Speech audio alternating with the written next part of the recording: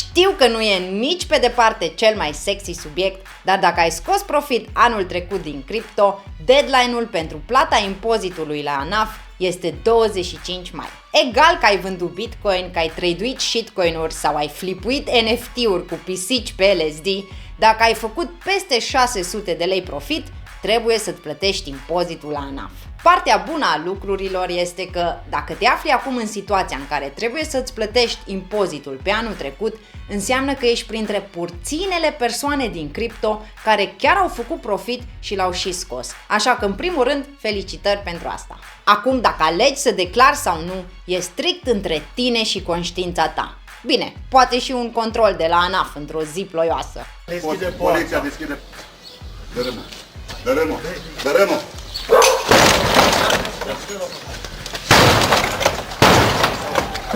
Ideea este că eu nu o să-ți spun ce să faci, dar te ajut cum să declari în cazul în care ai ales că vrei să mergi pe drumul legal, așa ca și mine. Eu doar ce mi-am plătit impozitul pe profitul scos anul trecut, cei care mă urmăriți știți deja când și cât am vândut la momentul potrivit, aș zice eu, așa că astăzi am decis să fac un tutorial despre când trebuie să-ți plătești impozitul la ANAF, de la ce sumă, de la ce plafon începi să plătești CASS-ul, cum îți completezi declarația unică, cum o depui pe site-ul de la ANAF, până la pasul final când intri pe ghișeul și ai făcut plata. Adică mură în gură, așa cum v-am răsfățat și până acum. Eu recunosc că am sperat până în ultimul moment că o să fim scutiți de plata impozitului până pe iulie 2025, așa cum era vorba, dar mulțumită lui Iohannis, terminatorul emoțiilor, robotul de la Sibiu, golferul din umbră,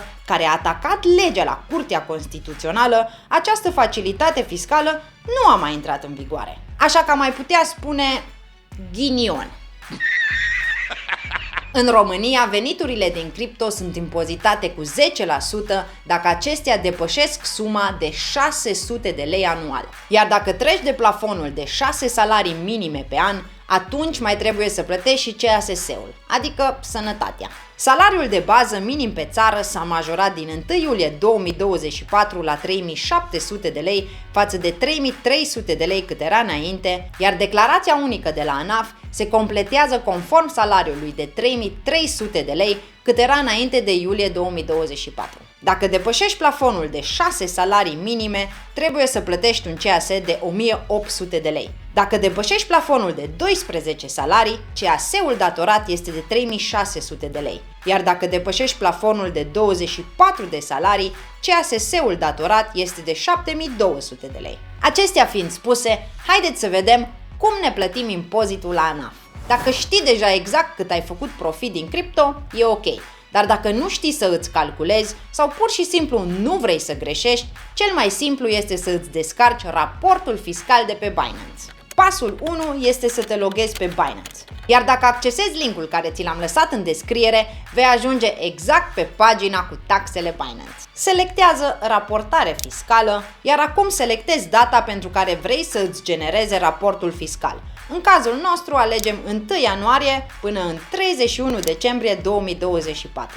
Dintre aceste 3 rapoarte ne interesează raportul câștigurilor de capital realizate. Acum se descarcă raportul fiscal și dați click pe Vedeți istoric report. Iar la câștiguri de capital realizate în dreapta, click pe Descărcați. După cum puteți vedea, s-a downloadat deja. Și dacă dați click pe el, se deschide un tabel Excel cu toate tranzacțiile voastre, care arată cam așa. Puteți să-l aranjați puțin ca să arate mai bine, iar la coloana Gains aveți profitul făcut în RON. Dacă aveți coloana G selectată, puteți da direct pe funcția de adunare din Excel, iar dacă scrolluiți în jos de tot până la final, în această coloană de profit, veți vedea suma totală în RON. Această sumă poți să ți-o notezi undeva sau pur și simplu să o ții minte pentru că trebuie să o trecem în declarația de la ANAF. Dacă nu ai cont la ANAF, trebuie să-ți faci unul. Dacă ai, trebuie doar să te loghezi. Iar acum, pe site-ul oficial ANAF căutăm declarația unică 212. Servicii online, descărcare declarații electronice, descărcare declarații. Acum căutăm declarația unică 212, click pe ea, click pe PDF Soft A și deschidem declarația unică. Următorul pas, completăm împreună declarația. Trebuie să completăm toate chenarele care sunt marcate cu roșu. Nume, umblărețul, să zicem că îi plac gagicile, umblărețul Ionel, CNP, introduc unul random ca să pot să vi-l arăt, dar se pare că nu e ok, CNP invalid, serios, nu știam. În cazul acesta o să trec CNP-ul meu real, așa că o să blurez puțin acea coloană, nu de alta, dar să nu vedeți toți CNP-ul, că poate mă mai înscrieți la fermier, caut nevastă sau cine știe ce idei vă mai vin, dar haideți să trecem mai departe. Aici vă treceți adresa completă.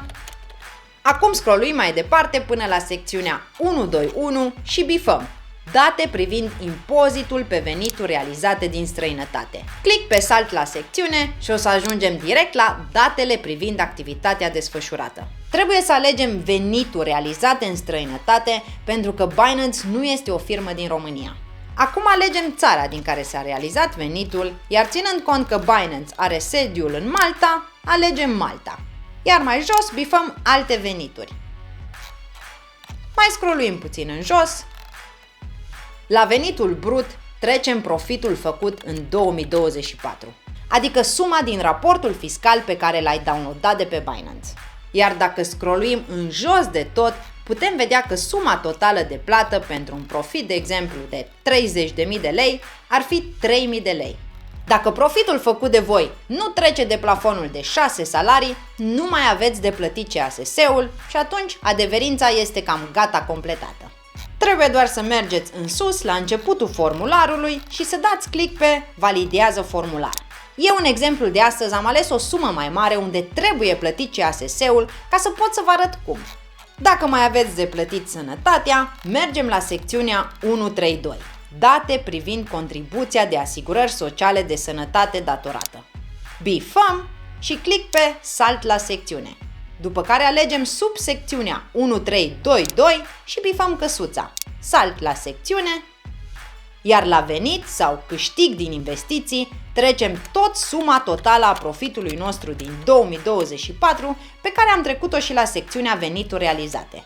Restul chenarelor roșii le completăm cu 0, după care dăm Enter. Iar dacă scrolluim până jos de tot, putem vedea cei 3.000 de lei care sunt pentru impozit și 1.980 de lei CASS-ul datorat, adică un total de plată de 4.980 de lei. După ce ați completat aceste date, scrolluim în sus de tot la începutul adeverinței și apăsăm pe Validați formularul. Acum de pe site-ul oficial ANAF, click pe Depunere declarație unică și alte formulare. Click pe Choose File, Downloads, atașăm declarația unică completată și transmite formularul. După ce ai depus formularul, vei primi un mail de confirmare de la ANAF. Dacă în mailul primit scrie că formularul depus are erori, în cazul acesta poate ajunge doar să mai încercați o dată dacă e vorba de o eroare de sistem, la fel cum a fost și în cazul meu, sau poate ați făcut ceva greșit, poate ați salvat PDF-ul voi sub alt format sau sub alt nume decât ar trebui și poate de aceea întâmpinați probleme. Dar în caz de nu treceți de acest pas, vă las acest număr de telefon de la ANAF, de la relații cu clienții. Sunt persoane extrem de drăguțe care stau cu tine la telefon până îți completezi declarația. Dar în 90% din cazuri nu ar trebui să întâmpin probleme, așa că trecem mai departe la următorul pas. Dacă mailul de confirmare de la ANAF arată cam așa, înseamnă că declarația completată este validă. După ce depui declarația unică în spațiul virtual ANAF, în cam 1-3 zile lucrătoare îți va apărea suma totală datorată pe ghișeul.ro. Dacă nu ai cont pe ghișeul.ro, trebuie să-ți faci unul. Dacă ai cont, trebuie doar să te loghezi, iar după maxim 3 zile vei găsi suma de plată datorată la ANAF la secțiunea ANAF. Click pe Plătește, vedeți suma totală, selectezi Aprob plata și plătește. Aici vă introduceți datele cardului, acceptați termeni și condițiile și plătește online. După care, bineînțeles că vei primi și un mail de confirmare a plății. Și gata, ți-ai plătit impozitul pe cripto. Acum ești un cetățean model. Felicitări! Dacă vrei să fii la zi cu noutățile din cripto, dă-mi un follow pe Insta sau pe Twitter, iar dacă vrei să știi de ce 90% din cripto pierd bani și cum să treci pe partea profitabilă, astfel încât să poți să-ți plătești și tu taxele la ANAF, îți recomand următorul video. Dacă te-a ajutat acest clip, te rog să dai un like, iar dacă mai știi pe cineva care trebuie să-și plătească taxele în cripto la ANAF, poți să-i trimiți acest video. Vă invit să vă abonați dacă vă place acest tip de conținut, vă mulțumesc din suflet că ați vizionat până la capăt și vă doresc o zi cât mai frumoasă. V-am pupat!